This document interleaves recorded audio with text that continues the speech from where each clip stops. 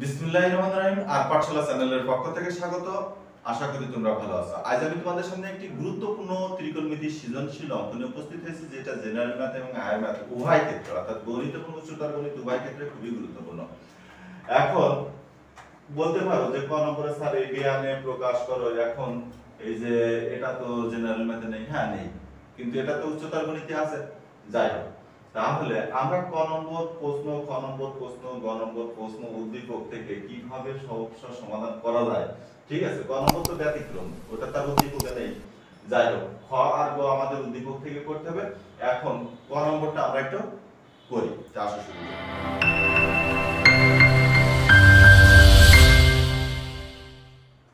ক নম্বর আমাদের দেওয়া আছে কি, ক নম্বরটা আমাদের দেওয়া আছে, দেখো দেওয়া আছে 22 ডিগ্রি আর 30 মিনিট। এখন এই যে মিনিট আছে, মিনিটটাকে যদি আমাদের ডিগ্রি করতে হয় তাহলে কি করতে হয়, আমাদের 60 দিয়ে কিন্তু ভাগ করতে হয়। আবার যদি আমাদের সেকেন্ড থাকে তাহলে সেকেন্ডকে যদি মিনিট করতে হয় তাহলে সেই ক্ষেত্রে আমাদের 60 দিয়ে ভাগ করতে হয়। আবার মিনিটকে যদি আমরা ডিগ্রিতে যাই সেই ক্ষেত্রে আমরা 60 দিয়ে ভাগ করব। তাহলে আমরা এটা করতে পারি এভাবে যে 22 পূর্ণ 30/60 অর্থাৎ 30/60, এটাকে আমরা মোটটাকে আমরা ডিগ্রি করলাম। এখন দেখো এখানে যদি আমরা কাটাকাটি করি তাহলে কি হয়, হাফ হয়। এখন এই যে পূর্ণ আকারে রয়েছে এটাকে যদি আমরা ভগ্নাংশ আকারে নিয়ে আসি, অর্থাৎ অপ্রকৃত একটা ভগ্নাংশ হবে এখানে, যে 22 দুগুণী কত 40, 40 আর 1 কত 45, অর্থাৎ 45/2। এই যে ডিগ্রি হলো, এই ডিগ্রিকে যদি রেডিয়ানে প্রকাশ করতে হয় তাহলে কি করতে হয়, পাই/180 দ্বারা গুণ করতে হয়। তাহলে 45/2 গুণ পাই/180, এত রেডিয়ান। এখন আমাদের এই যে 45 180 ভিতরে কয়বার আছে, 4 বার, অর্থাৎ উপরে হচ্ছে পাই আর নিচে আছে 4 দুগুণে 8, অর্থাৎ পায়ের মান কত 3.1416। পায়ের মান 3.1416। এটাকে যদি আমরা 8 দিয়ে ভাগ দিই তাহলে আমাদের কি আসে, অর্থাৎ 3.1416 ভাগ 8 ইকুয়াল টু আমাদের আসে 3927। 3 পয়েন্ট অর্থাৎ দশমিক 3927 রেডিয়ান, ঠিক আছে। এখানেও আমরা রেডিয়ান লিখতে পারি। তাহলে এটাই মূলত আমাদের অ্যানসার। তাহলে আমাদের ক নম্বর অঙ্কে আর কোনো সমস্যা নেই। এবার আমরা খ নম্বর অঙ্কটা করি। দেখো এখানে আমরা যদি খ নম্বর অঙ্কটা করি তাহলে খ নম্বর অঙ্কে উদ্দীপক দেওয়া আছে কি, উদ্দীপকে দেওয়া আছে 1 plus cos theta equal to x sin theta. এখন দেখো আমাদের এখানে sin এর মান কিন্তু বের করতে বলেছে, আবার বাম পক্ষে sin থিটা রয়েছে, ডান পক্ষে কিন্তু x চলক বিশিষ্ট রাশি রয়েছে। এখন এটাকে যদি আমাদের সমস্যার সমাধান করতে হয় তাহলে আমরা কি করব, এই সাইনটা বাম পাশে নিয়ে আসবো। তাহলে 1 plus cos theta by sin theta equal to কিন্তু x, অর্থাৎ আমরা যদি sin থিটা দিয়ে আবার x কে গুণ করি তাহলে আমরা কিন্তু x sin থিটা পেয়ে যাব, ঠিক আছে। এখন এখানে কিন্তু x স্কয়ার আছে, ঠিক আছে। অর্থাৎ এই যে স্কয়ার আছে এটা দিকে আমরা বুঝতে হবে যে এই রাশিতে মূলত কি করা হয়েছে, বর্গ করা হয়েছে। তাহলে আমরা এটাকে বর্গ করি 1 plus cos theta by sin theta, এটাকে আমরা কি করব, বর্গ করব। বর্গ যদি করি তাহলে উপরে কি আছে 1 প্লাস cos থিটা এর হোল স্কয়ার, অর্থাৎ দুইটার মাথায় তো হোল স্কয়ার, তাই না। এবার আমরা আলাদা করে দেব, তো sin স্কয়ার থিটা। এখন যারা আছে যে নবম শ্রেণীতে পড়ো তারা কিন্তু অনেকে দেখি যে এরকম লেখো যে sin থিটা হোল স্কয়ার, এই থিটা দ্বারা কিন্তু কোণ বোঝায়, এই থিটার উপরে কিন্তু আর স্কয়ার হয় না, ঠিক আছে। অর্থাৎ হোল স্কয়ার যাই হোক, কিউ টিউ যাই হোক না কেন সেটা কিন্তু হয় না, মূলত sin এর উপরে হয়, ঠিক আছে। কারণ কি থিটা দ্বারা বোঝাই আছে কোণ। তাহলে এবার আমরা কি করব, 1 প্লাস cos থিটা এর হোল স্কয়ার, আর sin স্কয়ার থিটা মানে 1 মাইনাস cos স্কয়ার থিটা। এটা আমরা কিন্তু সবাই জানি, তাই না? এখানে ব্র্যাকেট দিলেও হয় না দিলেও হয়, ইকুয়াল টু x স্কয়ার। বা আমরা এবার এটা কি করব, এটা আমরা এবার সূত্রে ভাঙাবো। তাহলে 1 plus cos theta into 1 plus cos theta, আর এখানে কি হয় 1 প্লাস cos থিটা আর 1 minus cos theta equal to x square.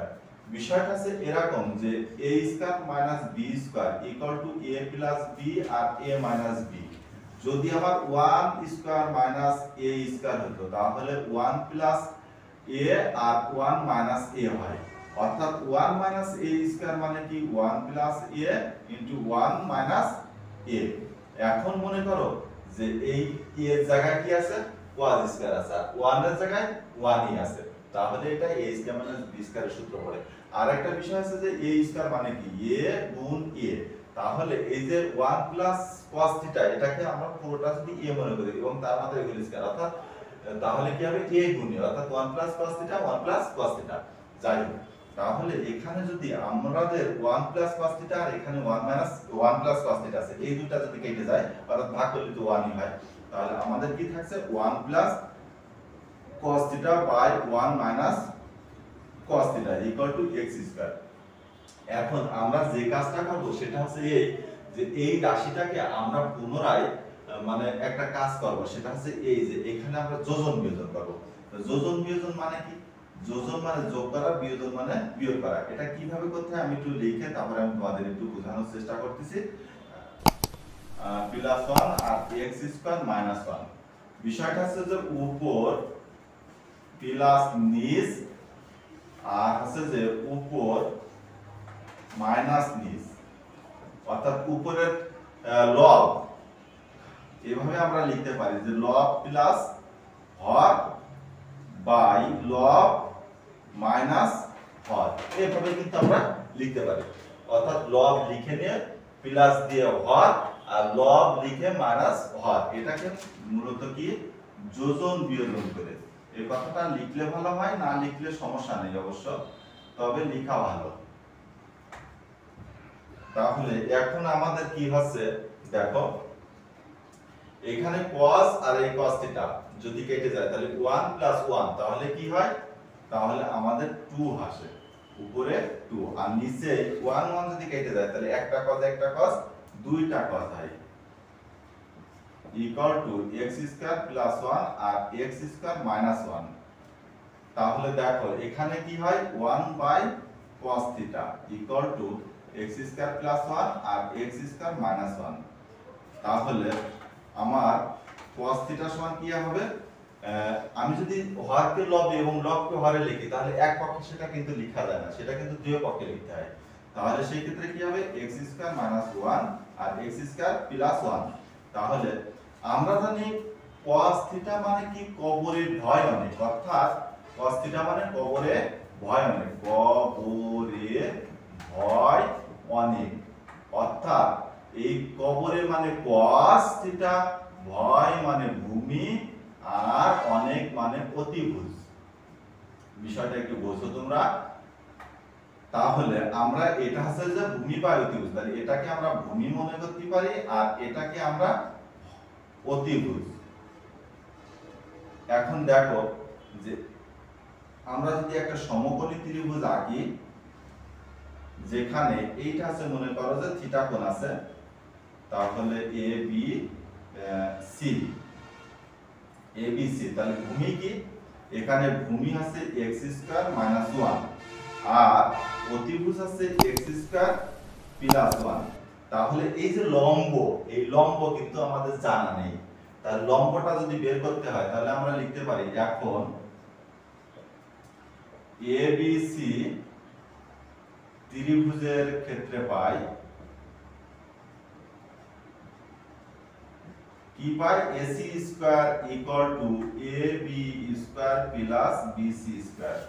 যেহেতু আমাদের BC এর মানটা বের করতে হবে, তাহলে আমরা BC স্কয়ার ইকুয়াল টু লিখতে পারি AC square minus AB square. এখন AC স্কয়ারের মান কি, AC স্কয়ারের মান x স্কয়ার প্লাস 1 এখানে স্কয়ার আছে অর্থাৎ হোল স্কয়ার হবে মাইনাস ab এর মান কি x স্কয়ার মাইনাস 1 এর হোল স্কয়ার। এখন তোমরা একটা বিষয় দেখো যে এখানে আমি লিখি যে 4ab সূত্র কি, 4ab সূত্র আছে যে a প্লাস b এর whole square minus a minus b এর হোল স্কয়ার হয়, ঠিক আছে। আবার আমরা যদি 4a এর সূত্রটা লিখতে যাই তাহলে কি লিখব যে a প্লাস 1 এর whole square minus a minus 1 এর হোল স্কয়ার।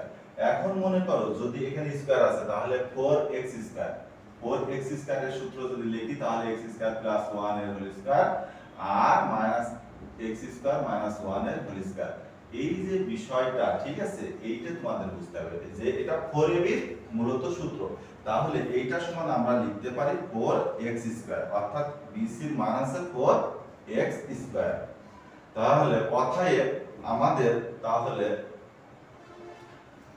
তাহলে কি বের করতে বলেছে sin থিটার মান। তাহলে আমরা লিখতে পারি যে অতএব sin থিটা ইকুয়াল টু কি লিখবো, তাহলে sin থিটা মানে কি লিখবো, sin থিটা মানে লম্ব বাই অতিভুজ। তাহলে লম্ব কি 4x স্কয়ার। কিন্তু একটা কথা দেখো এখানে যে একটা বিষয় আমরা লিখবো যে এখানে তো bc স্কয়ার সমান তো আমরা 4x স্কয়ার পাইছি, তাই না?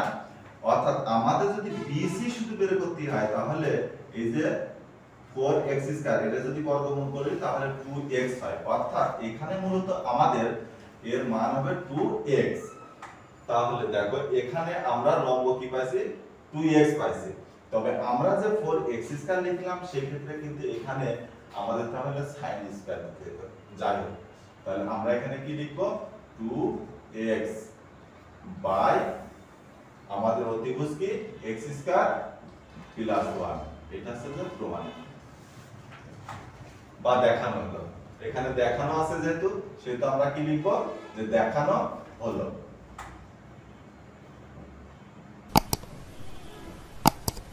প্রমাণ করো, প্রমাণ করার ক্ষেত্রে প্রমাণ করতে হবে, দেখানোর ক্ষেত্রে দেখানো লিখতে হবে। এই যে সামগ্রিকভাবে যে অঙ্কটা কিন্তু যে খুবই বড় হলো, আমি কিন্তু খুব সহজভাবে তোমাদের একটু দেখানোর চেষ্টা করেছি।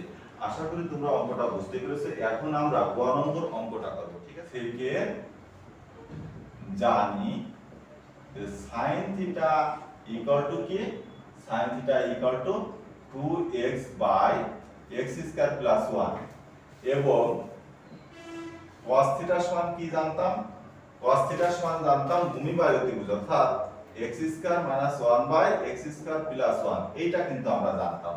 তো এখন এখানে আমাদের কি দেওয়া আছে দেখো, এই রাশিটা সমান অর্থাৎ এই সমীকরণ সমান আমাদের কিন্তু থিটার মান বের করতে বলছে এবং সেখানে বলছে যে 2 pi less than theta less than 4 pi, অর্থাৎ এই যে কন্ডিশন অর্থাৎ অবস্থা দেওয়া রয়েছে এর ভিতরে কিন্তু আমাদের এই থিটার মান বের করতে হবে।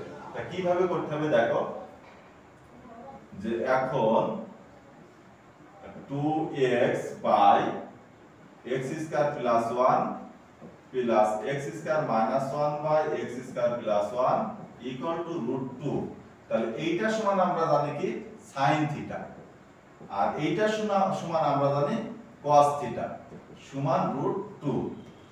এখন দেখো আমরা কিন্তু একটা কাজ করব এখানে, সেটা হচ্ছে এই যে আমরা মূলত এই যে sin থিটাটা রেখে আমরা cos থিটা ডান পাশে নিয়ে দেব। তাহলে √2 মাইনাস cos থিটা, বা এবার আমরা বাম পক্ষ এবং ডান পক্ষ উভয় পক্ষকে আমরা বর্গ করব।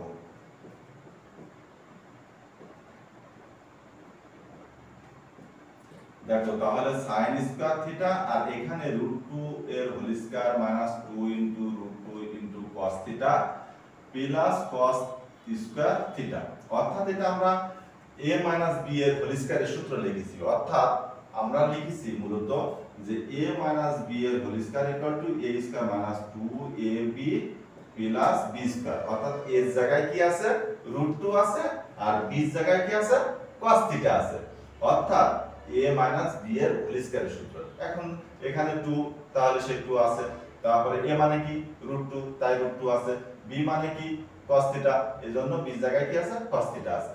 এবার পি স্কয়ার মানে কি cos থিটা স্কয়ার আছে এই যে এখানে স্কয়ার রুট কেটে গেলে 2 হয় minus 2 root 2 cos theta plus cos square theta equal to 1 minus cos square theta. তার মানে এই যে sin স্কয়ার, এই sin স্কয়ার মানে কিন্তু 1 মাইনাস cos স্কয়ার। আর আমরা এখন এই যে সমীকরণের বাম পাশকে সম্পূর্ণ ডান পাশে এবং ডান পাশকে সম্পূর্ণ বাম পাশে লিখেছি। অর্থাৎ কোন সমীকরণের বাম পক্ষ সবটুকু যদি ডান পাশে যায় এবং ডানের পাশে সম্পূর্ণটুকু যদি বাম পাশে আসে তাহলে সেক্ষেত্রে কিন্তু কোনো চিহ্ন পরিবর্তন হয় না।